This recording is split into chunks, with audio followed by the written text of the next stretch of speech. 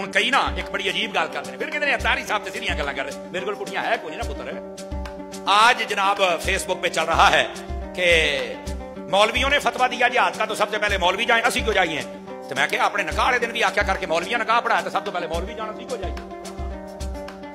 हुण चुप हो गए सारे, यार की बनिया जनाब, ठीक है ना। गल बंदा करे एक बार अगले दिन धुएं निकल जान।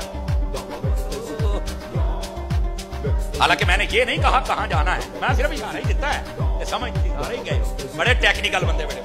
देखो ना जिहाद का जी मौलवियां जिहाद का फतवा दिता ते मौलवी जान, ते जदों निकाह पढ़ाउंदे ने उदों भी सानू करिया कर।